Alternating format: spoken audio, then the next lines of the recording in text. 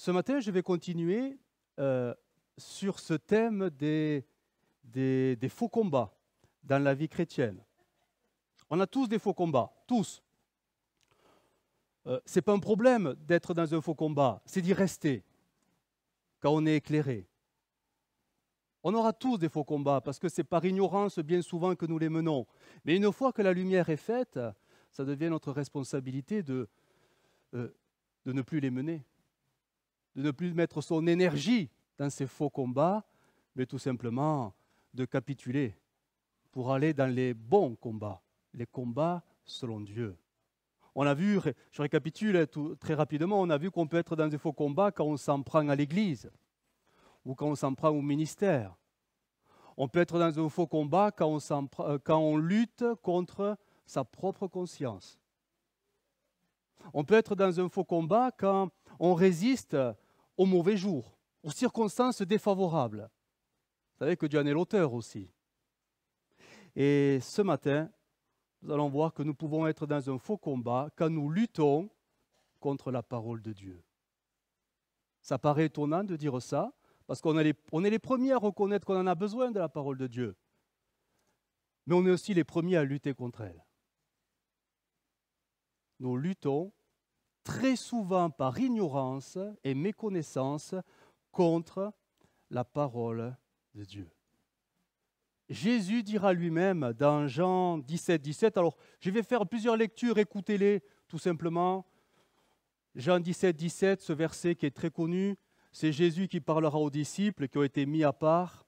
« Sanctifie-les par ta vérité, ta parole est la vérité. » Le verset, il est très connu. Hein. « Sanctifie-les par ta vérité », pas la vérité. Parce qu'on a chacun nos vérités. Ta vérité. Seigneur, la tienne. Et par définition, ce n'est pas la nôtre.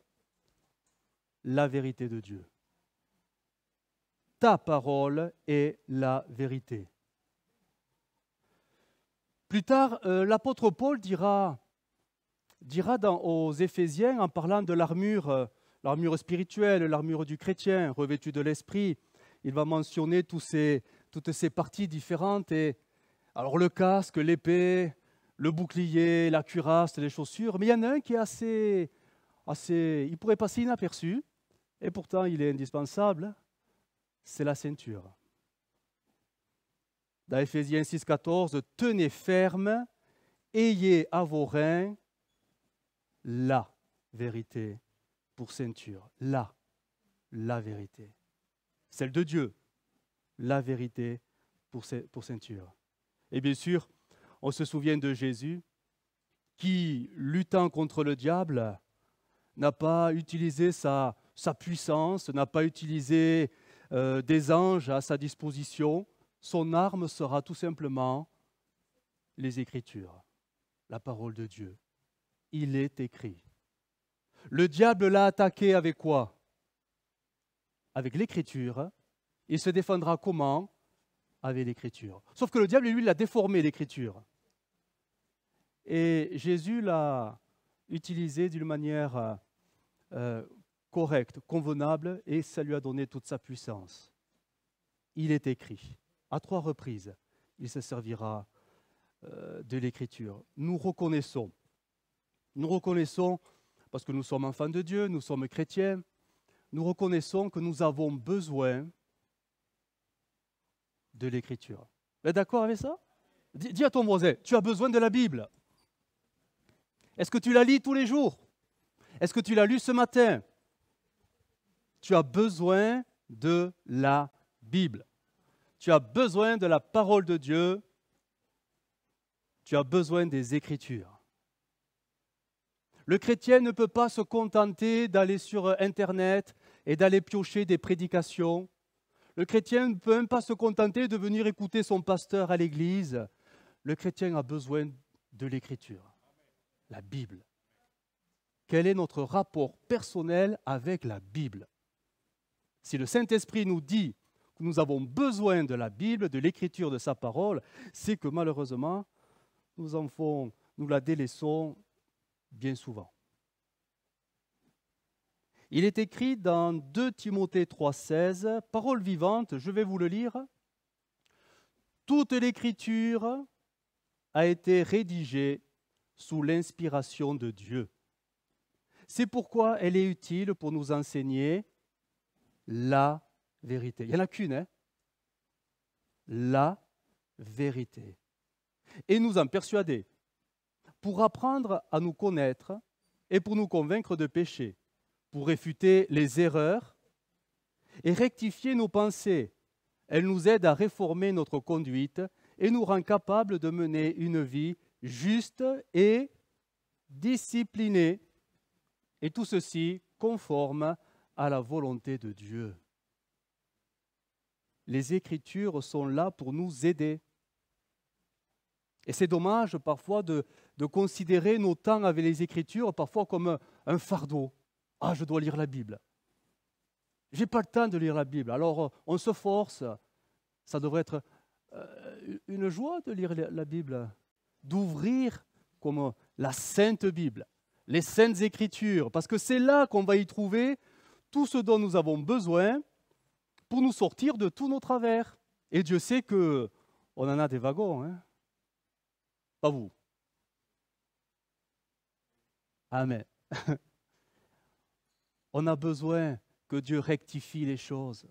On a besoin que Dieu redresse les choses en nous, que le Saint-Esprit, qui est l'auteur de l'Écriture, nous, on est friands de tout ce qui vient du ciel directement. Bon, les dons spirituels, les charismes, les choses spectaculaires, on veut tout ça, mais le Saint-Esprit, il a été parfois tellement si terre à terre, j'ose dire.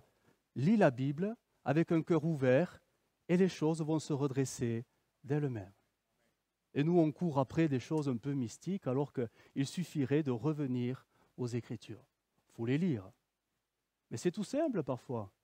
Dieu est dans des choses si simples qu'on les néglige. On les néglige. Le psaume 119, on le connaît. Comment le jeune homme rendra-t-il pur son sentier? En faisant des jeûnes et prières de 40 jours? C'est à la mode, hein?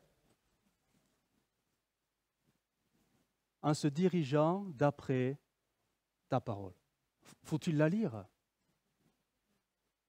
Et plus loin, il dira, le psalmiste, « Je serre ta parole dans mon cœur afin de ne pas pécher contre toi. » Je serre ta parole dans mon cœur afin de ne pas pécher contre toi.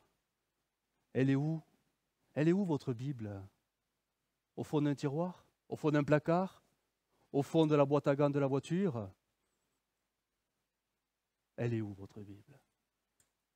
Êtes-vous venu avec ce matin? Nous reconnaissons que nous avons besoin des Écritures parce que, alors la liste elle est très longue, mais elles nous enseignent, elles nous instruisent, elles nous nourrissent, elles nous désaltèrent, elles nous corrigent, elles nous éduquent, elles nous inspirent, elles nous équipent, elles nous convainquent, bref, elles nous rendent vivants. Parce que Jésus dira, les paroles que je vous ai dites sont esprit et vie. Et vie. Et nous, on est devenus des mystiques. On veut la vie de Dieu, on veut la vie du Saint-Esprit, et on fait quantité de choses, mais la chose la plus simple, on a oublié de le faire, réouvrir les Écritures. Parce que la vie vient de la parole. Parce que la parole est vivante. Elle est vivante. N'est-il pas dit que c'est selon l'état de nos cœurs que la parole portera du fruit? Il ne faut pas mettre en cause l'Écriture, mais la disposition de cœur à recevoir l'Écriture. La bonne terre fera que ça portera du fruit, et les terrains un peu moins réceptifs, alors je passe rapidement, les épines, les cailloux, etc., fait que la parole n'a pas le temps de porter du fruit. Parce que les obstacles, ce n'est pas le diable, ils sont là, c'est nous les obstacles. Ce sont nos soucis, nos préoccupations, nos priorités, ce sont toutes ces choses qui font que la parole n'a pas la place de porter le fruit de la vie. Et pourtant, nous reconnaissons que nous avons besoin des Écritures. Quel paradoxe que nous vivons. Quelle patience le Saint-Esprit il a pour nous. Parce que finalement, c'est lui qui nous a donné l'Écriture, c'est lui qui a inspiré des hommes pour l'écrire. Et quand il voit que nous la délaissons, le Saint-Esprit, parfois, il vient l'attrister. Et attrister, parce qu'il ne peut pas nous parler simplement. Simplement. Alors, si nous délaissons la parole de Dieu, c'est que bien souvent, nous sommes de ceux qui luttons contre elle. Et c'est un paradoxe. Nous luttons contre l'Écriture alors que nous savons que nous en avons besoin. Et je voudrais voir en 3 points, simplement, 3 façons de combattre l'Écriture. Et vous allez voir que c'est tellement subtil qu'on ne s'en rend même pas compte parce que c'est malgré nous. On ne voudrait pas faire ça, mais on le fait tous. Depuis que Dieu a donné la parole, et ceci depuis l'Ancien Testament jusqu'au livre des Actes et la rédaction des Écritures, on a toujours voulu les Écritures, mais on a toujours, par ignorance, lutté contre les Écritures. Et aujourd'hui, c'est pareil. Nous luttons contre les Écritures parce qu'on ne s'en rend même pas compte. Il est écrit dans 2 Pierre 3,16, je lis le texte rapidement. C'est Pierre qui nous parle de l'apôtre Paul. Il y a des points difficiles à comprendre dans les écrits de l'apôtre Paul, dont les personnes ignorantes et mal affermies tordent le sens, comme celui des autres Écritures pour leur propre ruine. Pierre est en train de dire qu'il y a des chrétiens tordent le sens des Écritures parce qu'ils y connaissent rien. Et quand on fouille un peu le texte, de quoi Pierre fait-il référence ? Il fait référence aux doctrines que Paul est en train de développer dans ses écrits. Et c'est notamment 2 doctrines, et on est friand de ça, mais bien souvent on n'y comprend pas grand-chose, alors on déforme complètement, c'est le retour de Jésus et la fin du monde. Et Pierre dit, mais c'est vrai, il y a des points tellement difficiles qu'il y en a qui ont voulu jouer au prédicateur et ils ont prêché n'importe quoi, parce qu'ils ont tordu les Écritures. Tordre le sens des Écritures. D'autres versions diront changer le sens, par ignorance, mais ils ont changé le sens. Et une autre version plus ancienne va dire ils ont perverti le sens des Écritures par leur ignorance. Je reviens à cette parole de sanctifie-les par ta vérité. C'est Dieu qui détient la vérité. Il est la vérité. Il est le Verbe incarné. Nous avons réduit la vérité de Dieu à nos vérités selon ce que nous en comprenons. Et c'est bien souvent là le problème. Il faudrait que nous revenions un peu à l'humilité, parce qu'il y a des choses qu'on a du mal. On a du mal.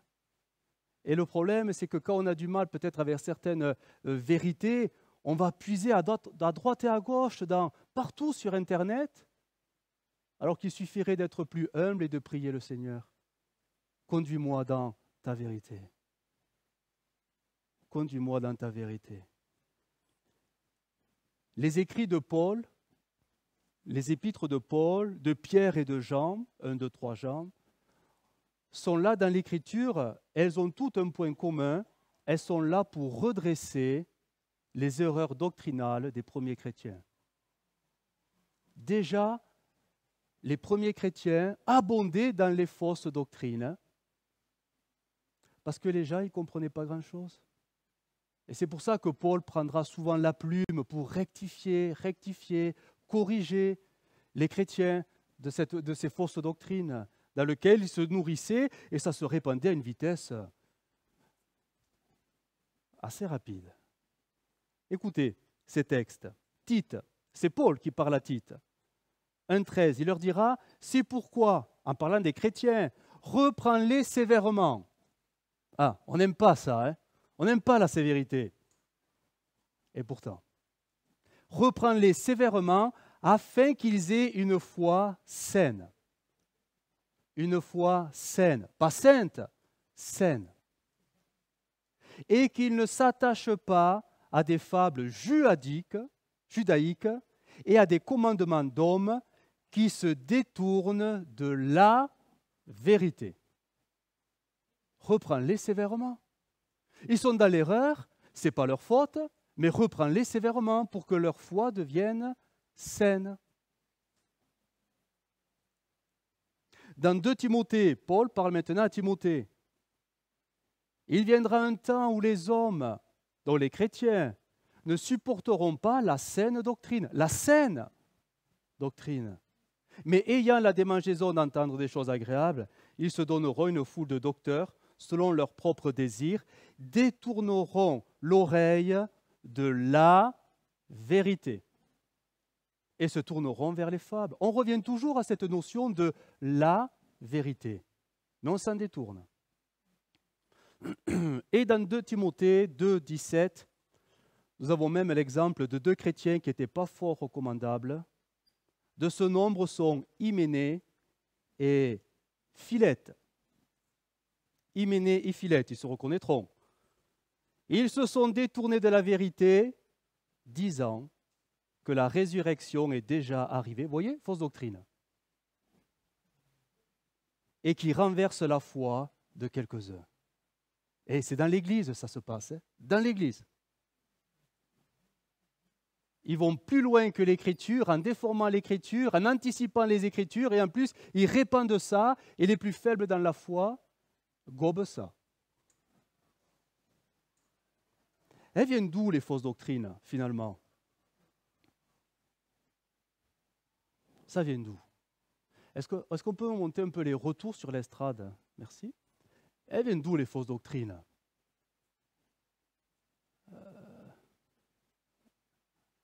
C'est pas un piège? Ça vient d'où? Qu'est-ce qu'une fausse doctrine? Si on devait faire simple.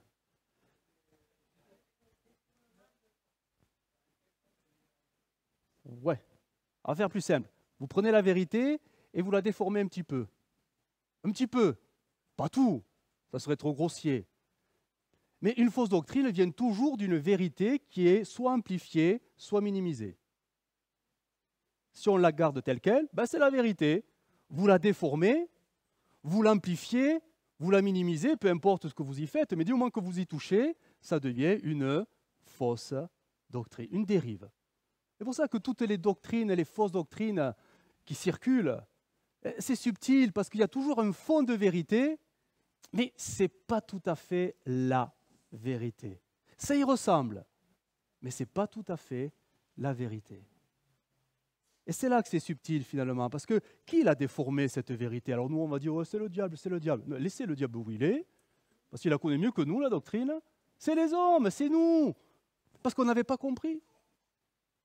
Comme ça a été dit, parfois nous prenons des textes hors contexte et on les déforme. Ça donne une dérive. Et voilà. Regardez, un exemple. Même Jésus a été confronté à des fausses doctrines et ça venait parfois des gens qui étaient censés la connaître, la doctrine. Dans Marc 12, vous savez, un jour, les Sadducéens, vous savez, les Sadducéens, c'est quand même, c'est pas rien. Hein.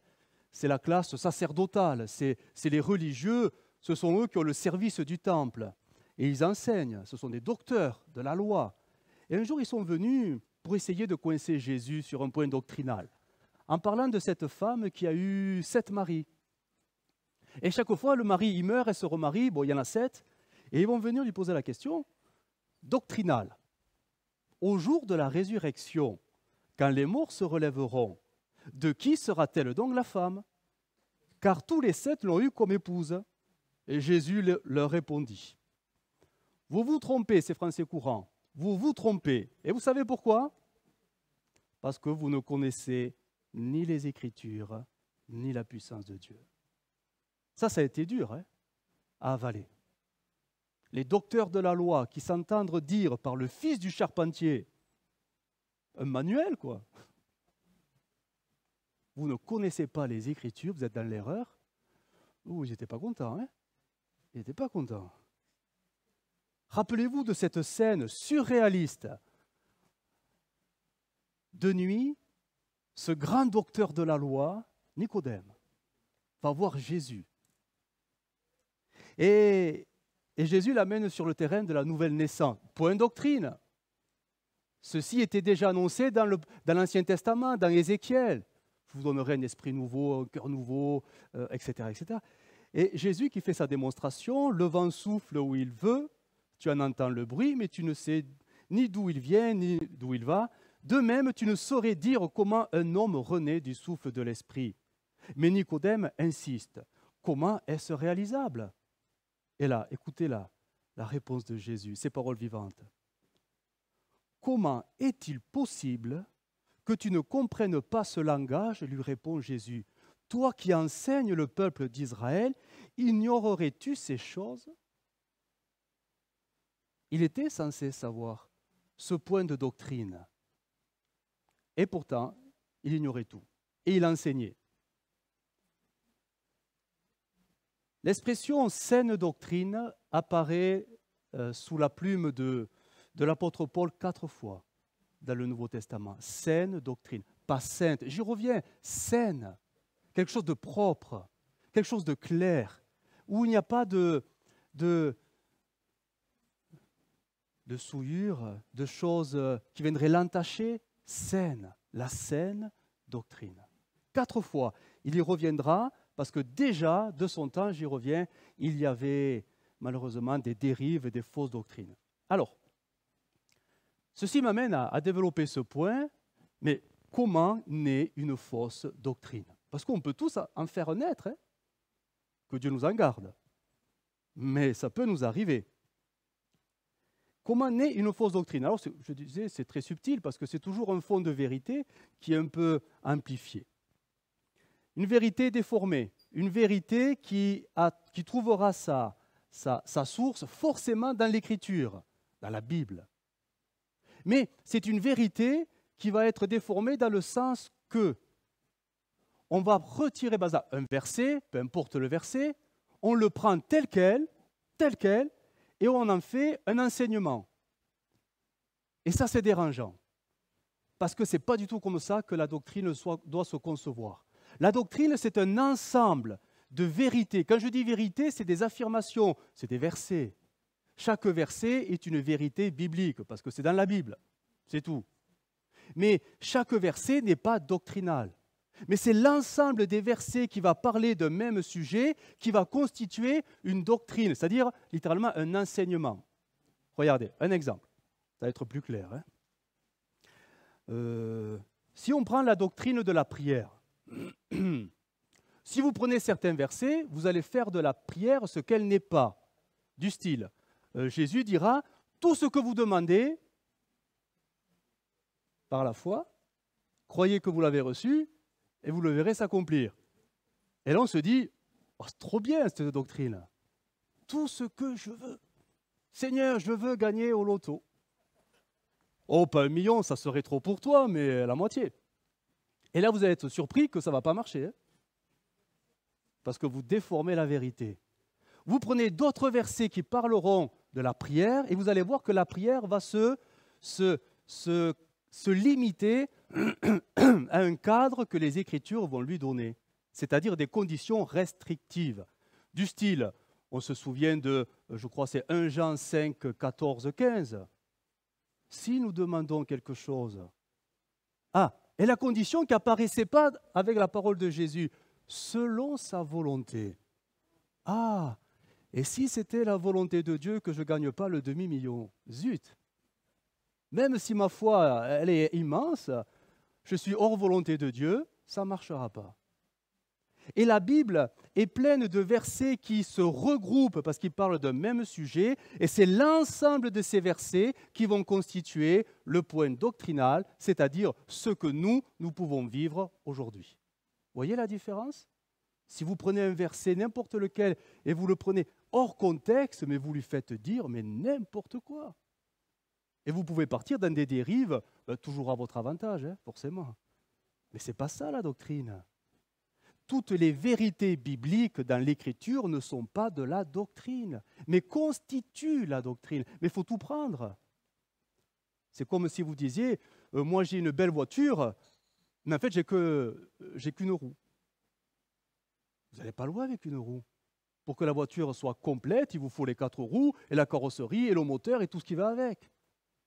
Si vous n'avez qu'une roue, vous n'avez qu'une partie de la voiture. Si vous n'avez qu'un verset, ce n'est pas une doctrine, c'est une partie de la doctrine. Et quand ça, on le garde, c'est ce qu'on appellera en herméneutique tout simplement cette règle pour constituer ou pour faire ressortir la doctrine. Quand ça, on le sait, ben, un bon prédicateur ne peut pas dire n'importe quoi. Il est obligé de se cantonner à la doctrine des Écritures. Donc parfois, même les prédicateurs sont dans l'ignorance des choses et proclament des versets, mais pas la doctrine. D'où les dérives, les exagérations et les minimations, toutes ces choses qui font que l'Écriture, la parole n'est plus respectée. Un autre exemple, parce que là il vous faut des exemples, je pense. La Sainte Seine. Ah, est-ce que c'est doctrinal? C'est étonnant cette histoire-là. Est-ce qu'il y a une doctrine derrière tout ça? Oui, il y en a une quand même. La Sainte Seine, c'est tout simplement la commémoration, dira l'apôtre Paul, parce que même Jésus l'a dit, donc plusieurs l'ont dit, donc ça devient doctrinal, de sa mort et de sa résurrection. Ok, jusqu'ici on est d'accord sur la doctrine. Et nous, des fois, on se chamaille, bon plus maintenant, hein, mais fut un temps, on se chamaillait, non pas sur la doctrine, mais sur les pratiques. Ah, les sœurs, est-ce qu'elles ont le droit de distribuer? Oh, je ne vais pas dans cette église et des sœurs distribuent. Le pain. Ah, il faut du pain azime, parce que Jésus avait du pain azime. Ah, mais c'est qu'une baguette. Alors moi, je ne prends pas la Sainte Seine, parce qu'elle n'est pas valable. Dieu ne la reconnaîtra pas avec du pain baguette. Une coupe. Ah, il faut prendre une coupe, parce que Jésus avait une coupe. Et nous, c'est des gobelets. Oh, c'est pas bien, je vais dans une autre église. Vous voyez, on est sur des points, des vérités bibliques, mais qui ne font pas la doctrine. La doctrine, c'est que ça annonce la mort et la résurrection de Jésus. C'est tout. Et on va se chamailler sur des vérités qui ne sont pas doctrinales. Allez, un autre exemple. Alors là, je vais toucher un domaine, et je m'en excuse déjà pour tout ce que je vais offenser, mais c'est biblique, donc je ne peux pas ne pas le dire, c'est biblique. Alors, je regarde, peut-être sur le net, je ne sais pas, le voile. Le voile. Mais par ignorance, on en a fait une doctrine. Certains prédicateurs en ont fait des doctrines. Je ne remets pas en cause la conviction des sœurs qui mettent le voile. Si elles le mettent, c'est parce que voilà, elles ont une conviction profonde. Mais est-ce que de là à dire que le port du voile est doctrinal, est-ce que nous trouvons ça dans l'Écriture? Jamais. Combien y a-t-il de mentions du port du voile? Une. Et pour qu'une doctrine soit fondée, il faudrait qu'elle trouve sa source dans 3 écrits différents sur la déposition de 2 ou 3 témoins, dira la parole de Dieu, pour qu'une vérité soit établie. 2 ou 3 témoins. Qui parlera du voile pour qu'il soit mis sur la tête? Il n'y en a qu'un, et c'est Paul. Et encore, c'était pour régler un problème dans l'Église. Pas la doctrine. Et des fois, on entend, oui, mais pourquoi vous mettez le voile? Mais je le mets parce que c'est écrit dans la Bible. Mais non. Non, c'est une vérité historique, culturelle de son temps, mais de là en faire une doctrine pour nous aujourd'hui, ça va trop loin, plus loin que l'Écriture. Vous comprenez la démonstration? Et c'est bien souvent là où nous allons trop loin dans les Écritures en leur faisant dire des choses qu'elles ne correspondent plus maintenant. Les pratiques d'autrefois, c'était autrefois. Ce qu'il faut retirer, c'est la doctrine qui est valable encore aujourd'hui, tout simplement. Tout simplement. Je reviens à la Sainte Seine. Tout à l'heure, on discutait. C'est vrai, la Sainte Seine. C'est quoi la Sainte Seine? À l'époque, c'était des repas. Est-ce qu'il faut garder le repas absolument? Ben non. Est-ce que Jésus a dit qu'il fallait faire un repas? Non. Mais eux le faisaient autour d'un repas, tout simplement. Pendant le repas, il y avait ce qu'on va appeler une pause. Et là, on faisait le moment de Sainte Seine. Tout simplement. Et en plus, ils le faisaient tous les jours. Est-ce que nous prenons la Sainte Seine tous les jours? Non. Aujourd'hui, pour des raisons pratiques, la Sainte Seine, elle est faite une fois par semaine et encore le dimanche, tout simplement. Ça, c'est dans le temps que les choses se sont installées comme ça. Mais pourquoi? Mais parce que le dimanche, il y avait plus de chrétiens qu'en semaine. C'est tout. Ce qu'il faut retenir, c'est les vérités spirituelles qui sont incluses dans la Sainte Seine, mais pas la pratique de la Sainte Seine. Ce n'est pas de la doctrine, la pratique. Mais bien souvent, c'est ce qu'on a retenu, c'est les pratiques, et on en a fait des doctrines. Et là, ça va trop loin.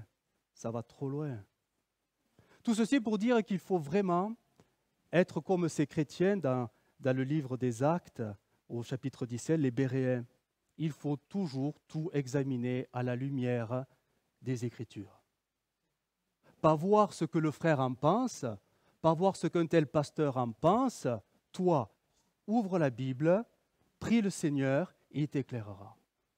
Les Béréens reçurent la parole avec beaucoup d'empressement. Ils examinaient chaque jour les Écritures pour savoir si ce qu'on leur disait était exact. C'est ça que nous devons faire en lisant la Bible et en s'en nourrissant d'une manière régulière. Alors, j'ai un peu de temps, parce que les chants ont été condensés, c'est très bien, merci Guillaume. Je voudrais faire un rapide passage sur toutes les fausses doctrines actuelles. Et si je le fais, ce n'est pas pour mettre mal à l'aise, mais c'est parce que je sais que ça circule. Ce sont des fausses doctrines, vous trouvez ça sur le net, sur les sites, mais lisez la Bible et vous verrez que ça va trop loin, ce n'est pas de la doctrine, c'est une vérité biblique qui a été un peu exagérée. Mais ce n'est pas la parole de Dieu. Alors certainement que vous allez peut-être vous y retrouver, je ne sais pas. Mais alors les doctrines qui sont en vogue en ce moment, chez les évangéliques, le discernement des maladies. La doctrine du discernement des maladies. Oui, c'est chez les chrétiens.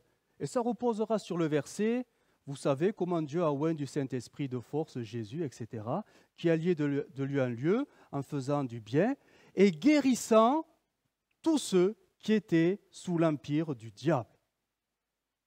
Et voilà que maintenant, donc tous les chrétiens, s'ils ont une maladie, c'est parce que c'est le diable qui a un empire sur eux. Vous voyez comment ça va loin?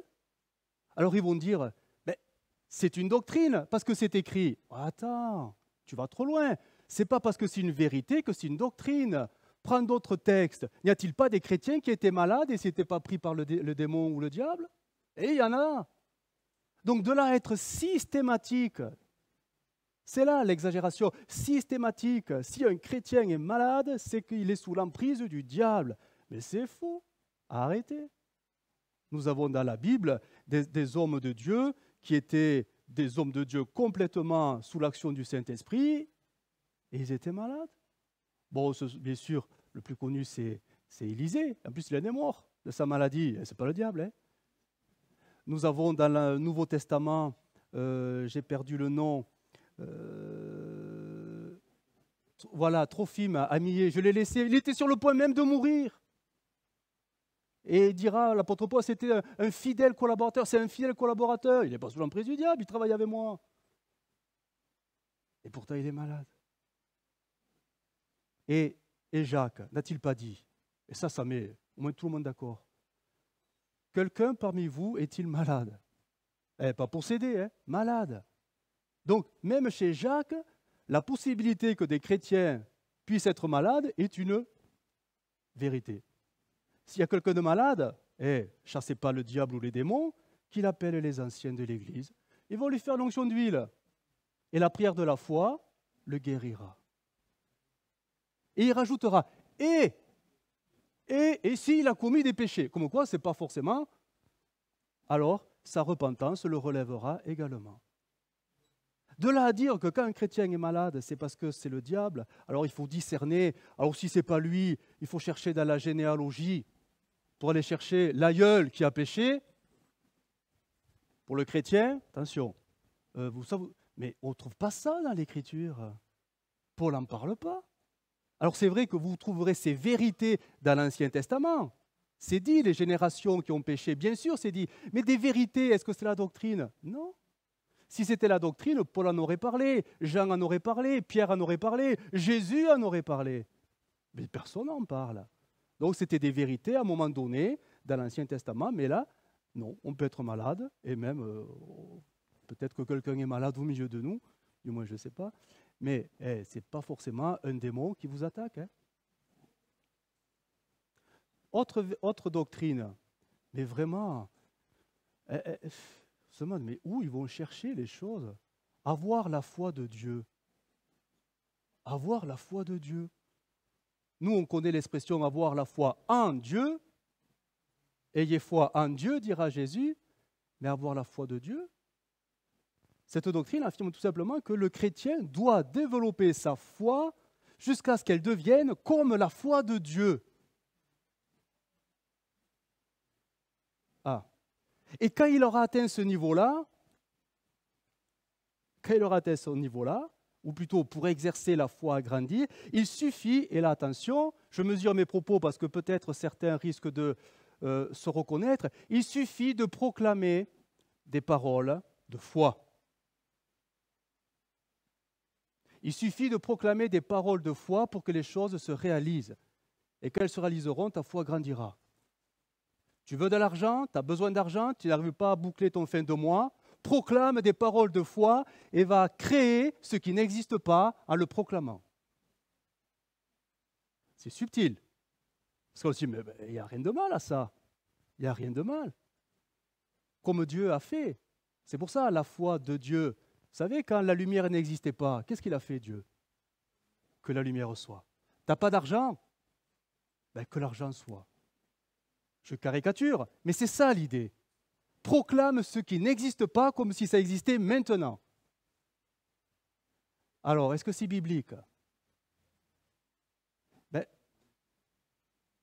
regardez ce que Paul dira. Et ça va contrebalancer cette vérité qui est déformée. Ne vous inquiétez de rien, mais en toute chose, faites connaître vos besoins à Dieu. Et cette étape, on l'a zappée, parce qu'on proclame les choses qui n'existent pas comme si elles existaient, parce que nous sommes dans des besoins. Mais où est la dépendance à Dieu? Où est cette prière d'action de grâce et de reconnaissance en présentant ses besoins à Dieu? Tout ça, c'est zappé, parce qu'on est directement face à notre besoin et Dieu le met de côté. Parce qu'on a déjà la foi en Dieu, on n'a plus besoin de Dieu, j'ai la foi de Dieu direct. Vous voyez comme c'est subtil? C'est pour ça que c'est fameuse, alors des fois ça s'appelle la parole de foi, parole positive. On proclame, on affirme des choses qui n'existent pas parce qu'on veut les voir se réaliser. Mais même pour l'œuvre de Dieu. Et celui qui fait l'œuvre de Dieu, ce n'est pas nous, hein. C'est Dieu. C'est Dieu. C'est très subtil comme doctrine, mais c'est très en vogue. C'est très en vogue. Soyons prudents. Alors on va plus loin. On va aller encore plus loin. Ça va? Vous tenez le coup des fausses doctrines? Alors celle-là, je la découvre. Servir avec les anges. Pas servir les anges. Non, ça on a compris que l'erreur a été faite bien avant nous par d'autres. Servir avec les anges. Hébreux 1, 14. Ne sont-ils pas, les anges, tous des esprits au service de Dieu, etc., envoyés pour exercer un ministère en faveur de ceux qui doivent hériter le salut? C'est vrai que ça parle des anges qui sont là pour être au service de ceux qui doivent hériter le salut, mais selon cette doctrine, nous serions appelés à servir dans l'œuvre de Dieu, mais à servir aux côtés des anges. C'est subtil, c'est très subtil, mais c'est comme si les anges étaient associés à notre activité, à tel point qu'ils deviennent nos compagnons. Donc si ce sont nos compagnons, on peut s'adresser à eux et leur demander, au nom de Jésus, de faire le boulot. Parce que nous travaillons avec eux. Ça va trop loin. Ça va encore plus loin. La Bible est claire. Les seuls que nous devons prier, c'est Dieu. Alors c'est vrai que des fois, oui, on n'a peut-être pas montré du doigt, mais on leur a bien fait comprendre que Marie, il ne fallait pas la prier. Mais les évangéliques, maintenant, ont tendance à prier les anges. Pour faire l'œuvre de Dieu, la Bible est claire. Ils ne répondent qu'aux ordres de Dieu. On ne peut pas leur dire de faire quoi que ce soit, même pour l'œuvre de Dieu. C'est Dieu qui en dispose et qui les dirige comme bon lui semble. Mais de là à en faire nos compagnons, nos serviteurs pour faire l'œuvre de Dieu, non. La Bible ne va pas jusque-là, c'est nous qui allons trop loin. Et il y a même cette dérive qui va encore plus loin, c'est qu'on peut prendre autorité sur quelque chose. Je ne sais pas, vous avez un problème dans votre vie, par exemple, un voisin qui vous fait un peu de persécution, eh bien, en prenant autorité sur le voisin, vous demandez à l'ange d'aller s'occuper du voisin. Parce qu'il est à votre service, l'ange. Tu manques d'argent à la fin du mois, tu peux prendre autorité en demandant à l'ange de trouver la solution pour que, pouf, ben la manne tombe. Mais vous vous rendez compte où ça va? Et laissons les anges où ils sont. Ils sont là pour servir Dieu. Et Dieu s'en sert, c'est vrai, pour aider ceux qui doivent hériter le salut. Mais ce n'est pas nous qui mettons en place ça. Ça appartient à Dieu. Ça appartient à Dieu. Faites connaître vos besoins à Dieu, pas aux anges. Donc voilà, une doctrine qui quand même est en vogue. Une autre doctrine, c'est une dérive de la doctrine de la prospérité. C'est l'alliance d'Abraham. L'alliance d'Abraham. Alors il y a plusieurs textes, mais c'est Luc 1, 68, et la prière de Zacharie, le papa, le futur papa de Jean-Baptiste. Béni soit le Seigneur, le Dieu d'Israël, de ce qu'il a visité et racheté son peuple, et nous a suscité un puissant sauveur, selon le serment par lequel il avait juré à Abraham, notre Père. Et voilà que Dieu nous donne un sauveur, Jésus, pour la rédemption de nos péchés, jusqu'ici on est d'accord, mais en conformité avec la promesse faite à Abraham, c'est-à-dire que toutes les promesses d'Abraham sont par extension aussi pour nous. Et quand on regarde les promesses qu'Abraham a reçues, ça n'a rien à voir avec le pardon des péchés. C'était que des promesses matérielles, c'est-à-dire la promesse d'un pays, le pays promis. Et là, on se dit que mais la prospérité, la doctrine de la prospérité dit que, bon, ok, tu seras pardonné de tes péchés, tu seras heureux, mais Dieu va aussi te combler dans tous tes biens matériellement, comme Abraham a été comblé dans tous ses biens matériellement. Et ceci va jusqu'à dire que si un chrétien a des problèmes d'argent, il faut qu'il s'examine sérieusement. C'est qu'il est dans le péché, parce qu'il n'est pas dans l'alliance d'Abraham. Vous voyez, le truc? Alliance avec Jésus, alliance avec Abraham, au moment personne la terre au bout d'un moment. L'alliance d'Abraham, c'était pour Abraham, Isaac, Jacob, pour la rentrée dans le pays promis, etc. C'est Israël. C'est pas l'Église. C'est pas l'Église. Et du reste, bon, on en a vu dans l'Écriture des chrétiens qui étaient fidèles et qui ont connu la pauvreté, la disette. Paul, j'ai appris à vivre dans la disette, dans l'abondance aussi, mais j'ai appris à manquer et j'ai appris à me contenter de ce que j'avais. Ça veut dire qu'il était dans le péché? Parce qu'il n'avait pas les richesses?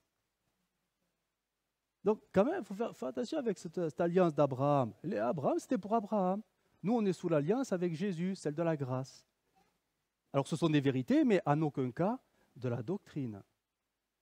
Et une dernière, il y en a d'autres, mais je ne voulais pas vous accabler. La délivrance de la malédiction de la loi. En Christ, nous sommes, Galates 3,13, délivrés.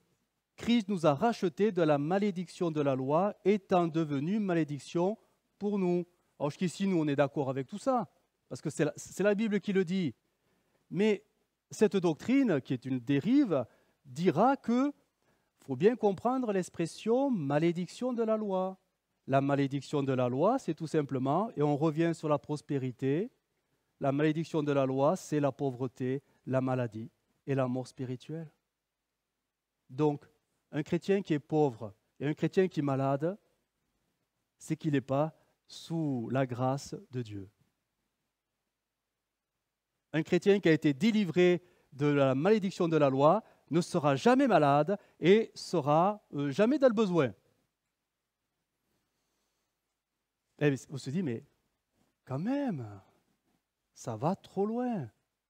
Voilà pourquoi, donc, et ce n'est pas nouveau, parce que bon, tout ça c'est très évangélique, là c'est maintenant, mais depuis que l'Église, dans le livre des Actes, est là, il y a toujours eu des fausses doctrines. Donc, soyons pas scandalisés, hein, et il y en aura toujours des fausses doctrines.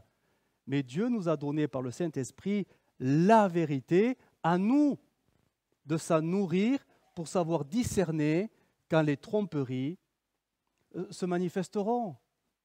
Autrefois, il n'y avait pas Internet et ça ne circulait pas autant. Aujourd'hui, il suffit d'aller sur n'importe quel site et on croit que c'est de Dieu parce qu'on parle de Jésus. Mais arrêtez, il ne faut pas être aussi naïf que ça. Il faut tout sonder. Il faut tout scruter à la lumière des Écritures. Ce n'est pas parce que ça parle de Jésus, de la croix et tout ce que vous voulez que c'est forcément doctrinal. On est vraiment, comme dira l'apôtre Paul, mais il avait raison, hein, des enfants flottant à tout vent. Il suffit qu'il y ait Jésus dans la phrase oh, « Alléluia, Alléluia, Alléluia ». Mais attention, il ne faut pas être aussi naïf que ça. Simple comme des colombes, mais prudent. Oui, comme des serpents. Les Béréens étaient excessivement prudents. Ils examinaient tout dans l'Écriture pour savoir si ce qu'on leur disait était conforme aux Écritures. Éphésiens 4, donc, ainsi, en examinant, nous ne serons plus des enfants flottants emportés à tout vent de doctrine. 1 Timothée 4, 6, nourris des paroles de la foi et de la bonne doctrine. Se nourrir de la bonne doctrine et des paroles de la foi. C'est ça qu'il nous faut. Dans 1 Timothée 6, afin que le nom de Dieu et la doctrine ne soient pas calomniés. 1 Timothée 6, 3, si quelqu'un enseigne de fausses doctrines et ne s'attache pas aux saines paroles de notre Seigneur Jésus et à la doctrine qui est selon la piété, il est enflé d'orgueil, il ne sait rien. Il a la maladie des questions oiseuses et des disputes de mots. Tite 2, verset 10, afin de faire honorer en tout la doctrine de Dieu notre Sauveur, c'est-à-dire le bon témoignage. Avoir un bon témoignage pour que la doctrine de Dieu soit honorée.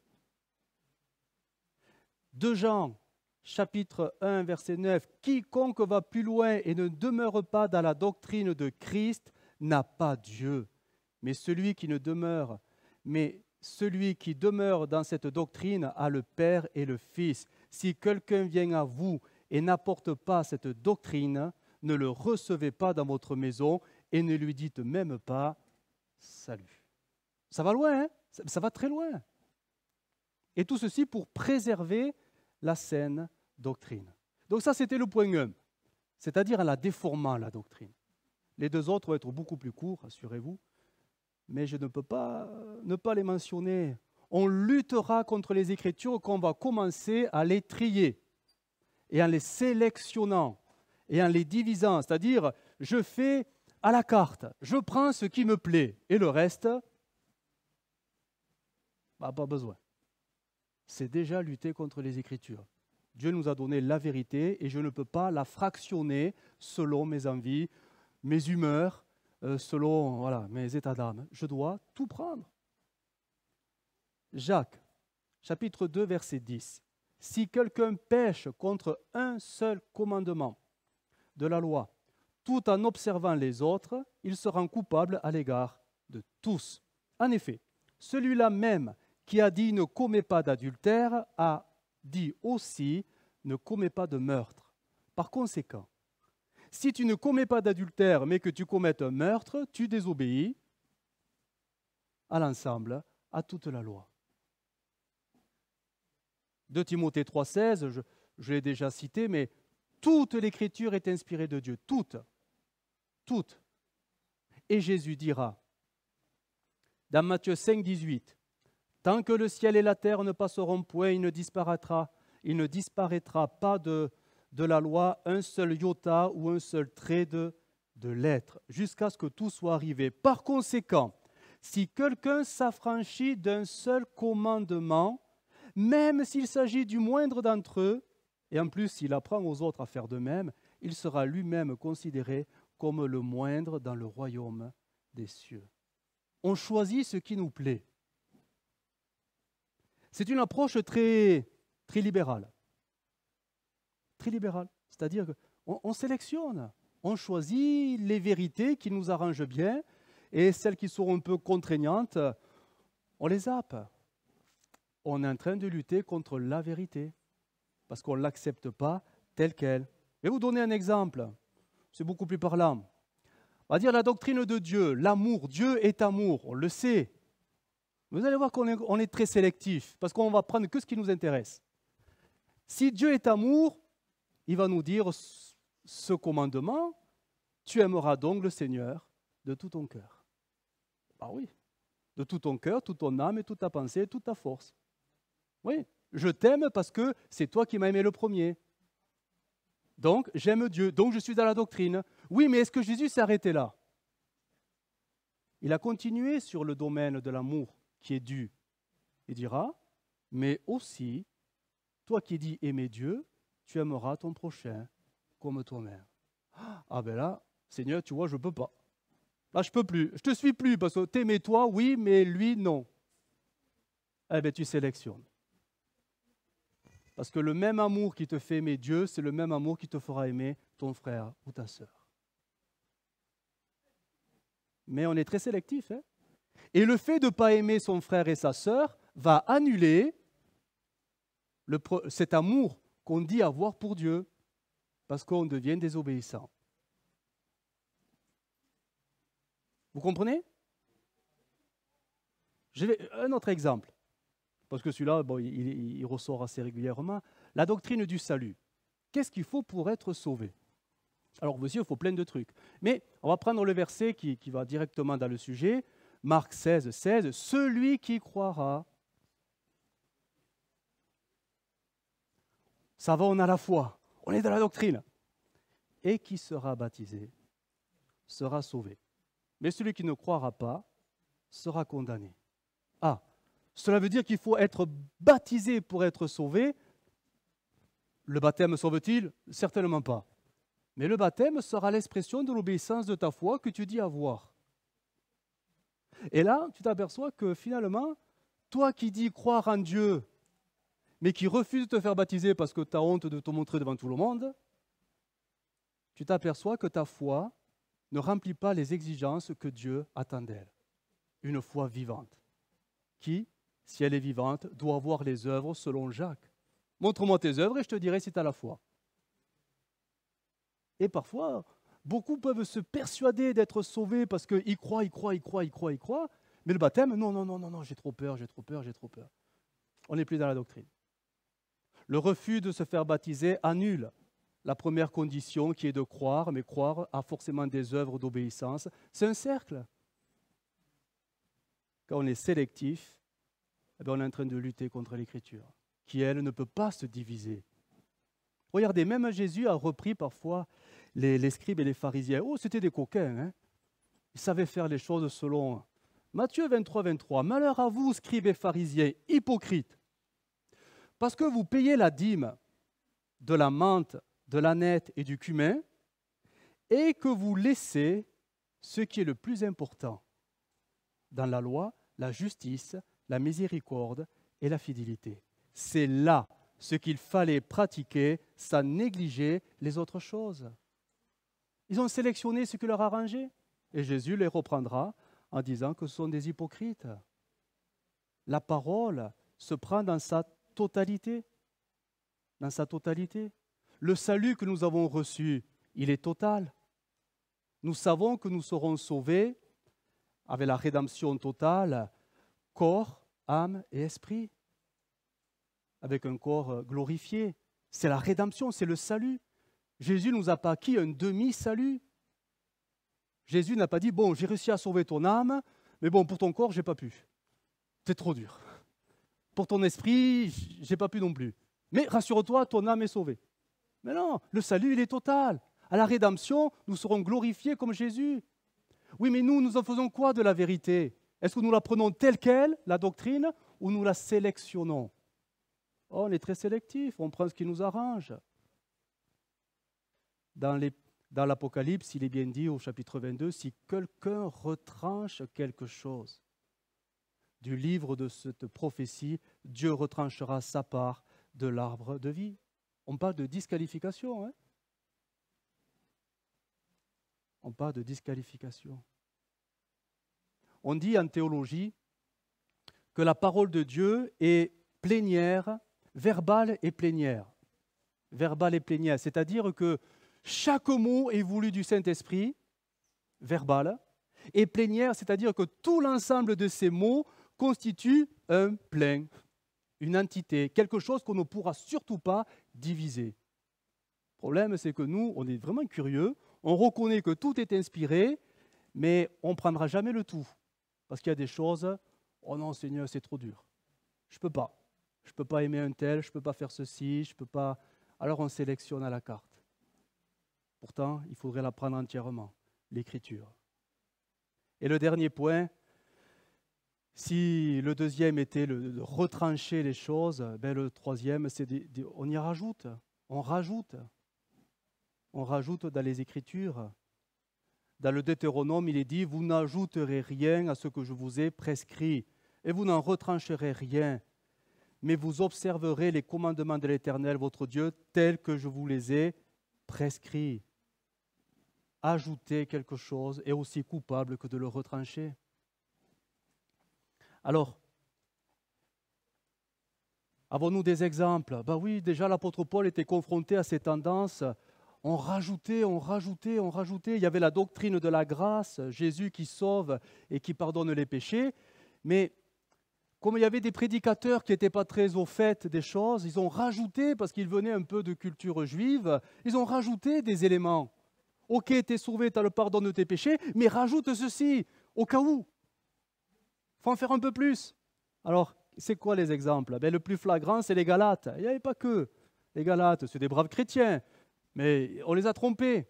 Et il leur dira, Paul, mais qui vous a détourné de la vérité?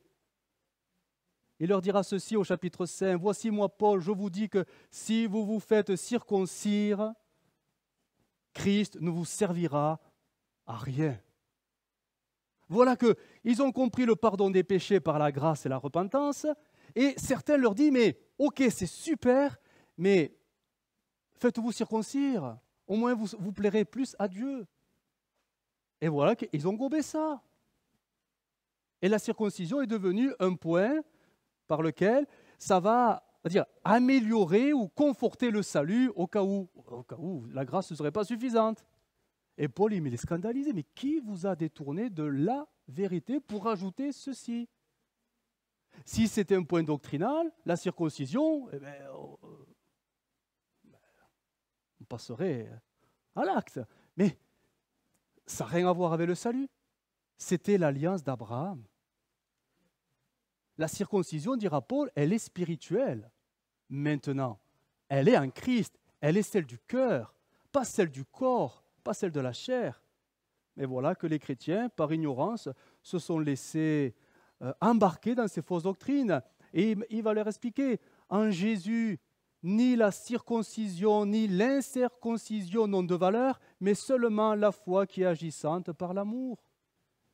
Les actes des hommes ne rajouteront rien à la grâce de Dieu. Ça ne sert à rien d'en rajouter. La grâce est suffisante. Un autre exemple que Paul a dû affronter, la justification, toujours pareil, la grâce, etc., le salut. Et voilà que certains ont rajouté, certains prédicateurs, il faut s'abstenir de certains aliments pour plaire à Dieu. Ok, tu es sauvé par la grâce, tes péchés sont pardonnés, mais si tu ne veux pas souiller le corps, le temple du Saint-Esprit, il y a des aliments, il ne faut plus y toucher. Alors, Hébreux, chapitre 13, ne vous laissez pas entraîner par toutes sortes de doctrines bizarres. Ces paroles vivantes. Venus d'ailleurs et étrangères à notre foi, il est bon que le cœur soit affermi. Or, c'est la grâce divine qui lui donne sa fermeté et non pas l'observance de règles relatives à des aliments. Et il dira aux Corinthiens, ce n'est pas un aliment qui nous rapproche de Dieu ou qui nous éloigne de Dieu. Même Jésus dira, c'est pas ce qui rentre dans le corps par la bouche qui souille l'homme, mais c'est ce qui sort qui va le souiller. Mais voilà que certains prédicateurs vont dire, certains aliments, il ne faut plus y toucher. Sinon, on va déplaire à Dieu. On n'est plus dans la grâce. On n'est plus dans la grâce. Certains vont aller encore plus loin dans le même domaine. Donc la justification, ok, la grâce, le pardon des péchés, mais il faut maintenant, pour éviter que le corps se souille, il faut proscrire le mariage. Ne vous mariez plus. Ne vous mariez plus et vous plairez à Dieu.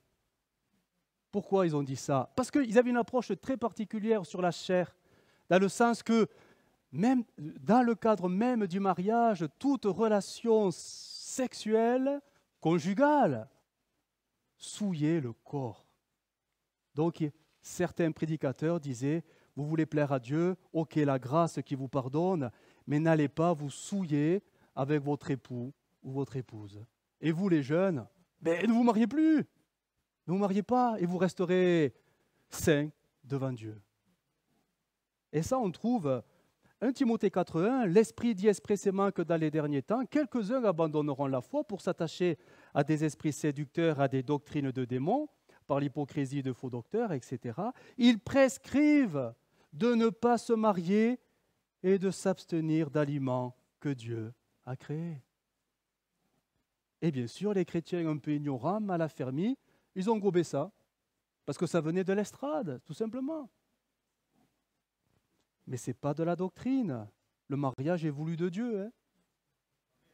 Et il est béni de Dieu quand il est dans le cadre voulu de Dieu.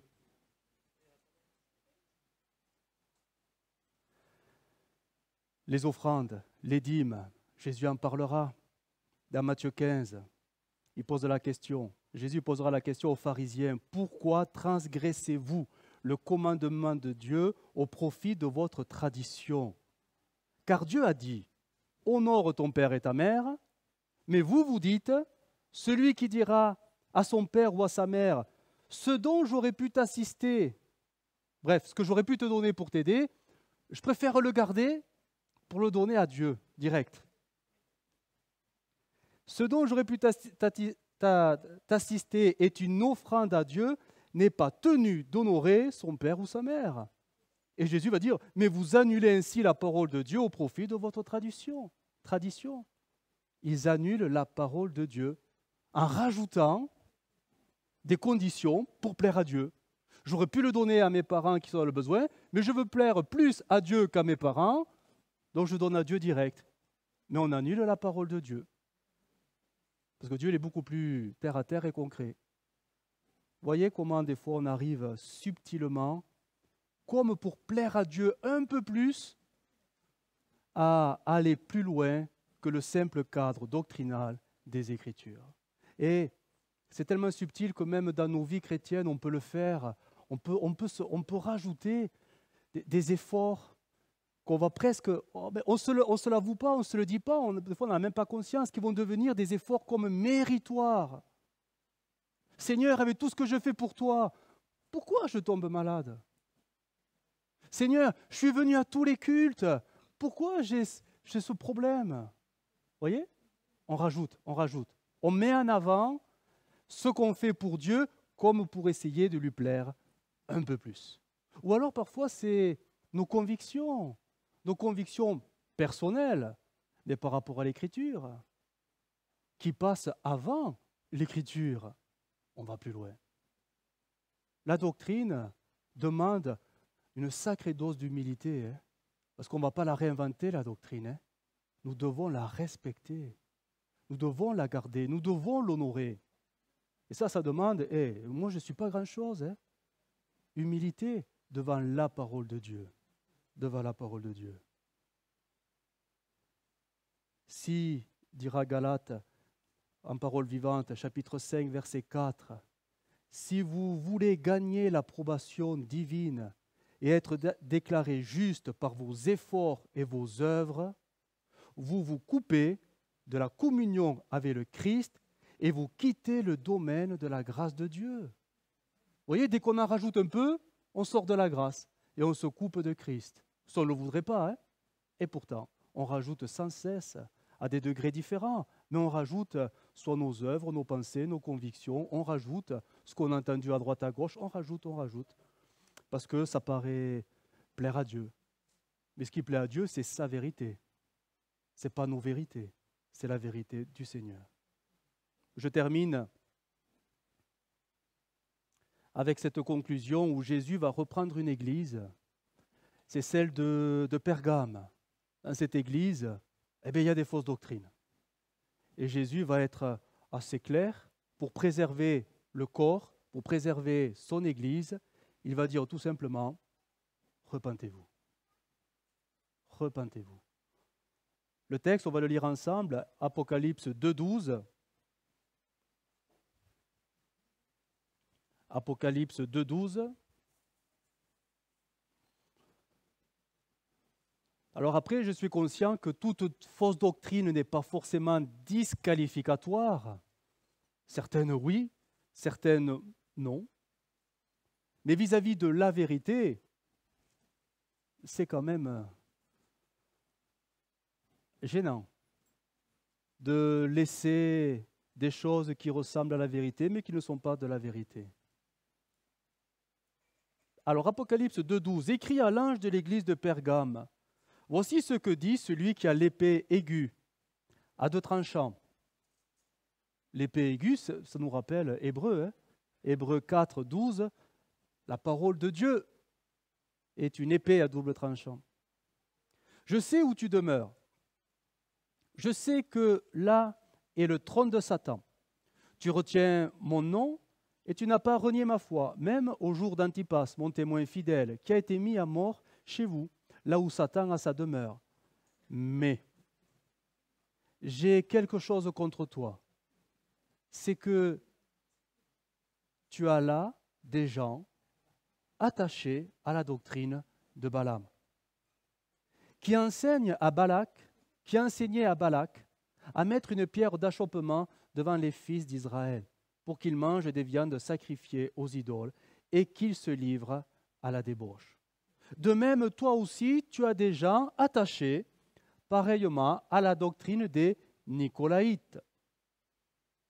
Repens-toi donc, sinon, je viendrai à toi bientôt et je les combattrai avec l'épée de ma bouche. Que celui qui a des oreilles entende ce que l'Esprit dit aux églises. Les fausses doctrines, quand on en a conscience, c'est le moment de s'en détacher. Quand la parole de Dieu viendra vous éclairer suffisamment pour que vous compreniez que peut-être ce que vous pensez ou ce que vous vivez n'est pas conforme à l'Écriture, c'est le moment de le délaisser et de l'abandonner et de demander pardon. Le Seigneur sait comment nous conduire. Il ne nous brutalise pas. Il est là, le Saint-Esprit est là pour nous éclairer pas après pas. On est tous un peu dans des fausses doctrines, des fausses conceptions. On est tous un petit peu, mais tout le monde. Mais pas après pas, le Saint-Esprit éclaire. Au fil de vos lectures, ou au fil peut-être des dons de l'Esprit qui éclairent, ou au fil peut-être des prédications. Mais ça, c'est l'affaire du Saint-Esprit. Mais quand l'éclairage est fait, c'est là que Dieu attend la réparation. La réparation, c'est se détacher. C'est se détacher. De se détacher de la fausse vérité ou fausse conception qui est pour Dieu, mais il faut se mettre à la place de Dieu. Lui, il nous a donné Jésus. On ne réalise pas, mais Jésus, c'est qui?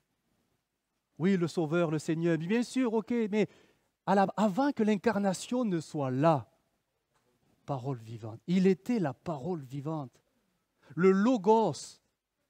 Et quand nous maintenons des choses qui sont erronées, mais imaginez le cœur du Logos, il est touché quand même. Le Seigneur se dit, mais comment font-ils pour rester? Je les éclaire, je leur montre, je leur parle, mais comment font-ils pour rester dans ce demi-mensonge? C'est là qu'on s'aperçoit qu'on a des relations finalement très pauvres avec le Seigneur. Nous avons une intimité très pauvre avec le Logos, c'est Jésus. On a une sensibilité très fébrile avec le Saint-Esprit parce que les voyants tout s'allument. Hein? Quand on lit la parole de Dieu, ça saute aux yeux des fois que la vérité, on était un peu dans le mensonge. Ça saute aux yeux, mais en fait, on s'aperçoit qu'on est très loin de tout ça parce qu'on ne cultive pas tout ça. On est très friand des écrans, on est très friand des nouveautés, on est très friand de ces choses spectaculaires, mais ce que le Saint-Esprit nous a donné, on l'a tellement délaissé qu'on n'en est même plus capable de s'en servir pour s'éclairer. Ta parole est une lumière sur mon sentier. Comment voulez-vous rendre votre marche pure et saine si la parole ne vous éclaire pas parce que vous ne l'utilisez pas? Et si vous avez des convictions Alors, on peut tous en avoir des convictions ou des vérités, voilà, mais allez chercher dans la Bible pour voir si c'est doctrinal. Comment on fait pour savoir si c'est de la doctrine? Si cette même vérité est inscrite au moins 3 fois dans toute la parole de Dieu, ça devient point de doctrine. Si c'est écrit qu'une fois, 2 fois, c'est qu'une vérité biblique, mais ce n'est pas de la doctrine. Vous voyez la différence entre la vérité biblique et la doctrine? Vous voyez? Si je prenais un exemple, je vais vous donner un exemple. On peut dire que la Bible, c'est une maison. La Bible, c'est une maison. Quelle est la pièce la plus importante d'une maison? Alors, ça dépend des gens. Le bricoleur va dire c'est le garage. La cuisinière va dire c'est la cuisine. Le salon, pour ceux qui aiment le salon. Bon, on va dire c'est la cuisine. Voyez, la chambre, pour ceux qui aiment ça. La salle de bain. Personne ne l'a dit, je le prends. La salle de bain, on va dire que c'est la pièce la plus importante de la maison. Donc, si la salle de bain, c'est la pièce la plus importante de la maison, je dis que la salle de bain, c'est la doctrine. Est-ce que toute la maison est une salle de bain? Ah non. Pourtant, toute la maison est utile. Mais la pièce la plus importante sera la salle de bain parce qu'elle est la doctrine. Et je dois me nourrir de la doctrine. Je dois préserver la doctrine. C'est un peu l'image du tabernacle. Le tabernacle, bien sûr que tout était important, tout est important, mais quel était le plus important de tout l'important? Le lieu très saint. Le lieu très saint. Tout le reste, c'était important, mais ce n'était pas le lieu très saint. Ton salon n'est pas ta salle de bain. Ton garage, ce n'est pas ta salle de bain. La salle de bain, c'est la sainte doctrine. Et c'est là qu'il faut savoir s'examiner. Si nos croyances, si ce que nous pensons, si ce que nous entendons, c'est conforme à tout ce qu'il y a dans la salle de bain. La salle de bain, n'allez pas mettre votre tondeuse dans la salle de bain. Laissez-la au garage. Hein? Le frigo, ne le mettez pas dans la salle de bain. Laissez-le à la cuisine. Ça fait rire, mais si ça peut imaginer un petit peu le désordre dans lequel nous vivons, nous prenons des versets et nous en faisons des doctrines. C'est faux. C'est faux. C'est des vérités, mais ce n'est pas doctrinal. Alors, on se dit, mais comment peut-on savoir c'est quoi la doctrine? On peut se poser la question, elle est légitime. Il y a des ouvrages qui expliquent tout cela, mais nous en avons un tous les mois, le journal Pentecôte. À la fin du journal Pentecôte, vous avez les 12 points des doctrines fondamentales. Et là, vous allez voir que tout est agrémenté de tous les versets qui appuient et qui scellent la doctrine. Et quand on le respecte, on ne fait plus n'importe quoi. On ne fait plus n'importe quoi. Et on sait rejeter ces vagues doctrinales qui apparaissent en cette fin de temps. Et il y en a de plus en plus. De plus en plus. Donc soyons prudents et soyons de ceux qui connaissons les Écritures pour se nourrir de la doctrine de Dieu. Amen. On prie le Seigneur. Notre Dieu, nous te bénissons pour ta parole. Oui, elle est cette lumière indispensable pour notre marche. Et combien je prie, Seigneur, que ton Saint-Esprit nous donne sagesse, intelligence et discernement pour comprendre ce qu'est la doctrine, afin de ne plus être des enfants flottants à tout vent de doctrine. Merci pour la parole, merci pour les Écritures, merci pour la Bible, parce qu'elle nourrit notre âme, elle nous fortifie, elle nous corrige, elle nous redresse, elle nous éclaire. Merci pour le Saint-Esprit qui nous conduit dans ta vérité. Et Seigneur, oui, garde-nous de nous tromper nous-mêmes par de fausses croyances, de fausses pratiques, de choses qui viendraient des hommes ou du diable. Nous voulons rester dans ta parole, ta vérité, la sainte doctrine de Jésus-Christ. Que ton nom soit béni. Amen.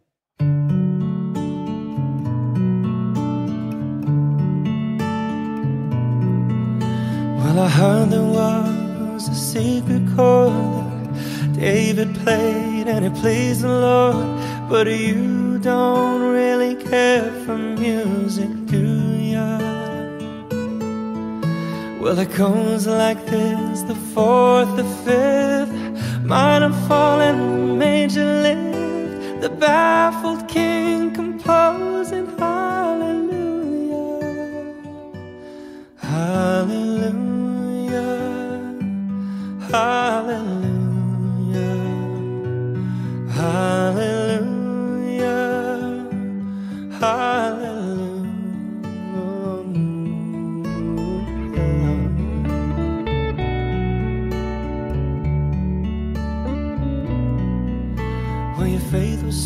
wrong, but you needed proof.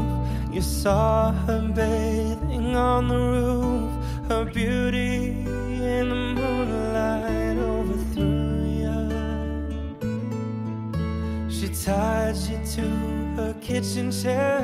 She broke your throat and she cut your hair. And from your lips she drew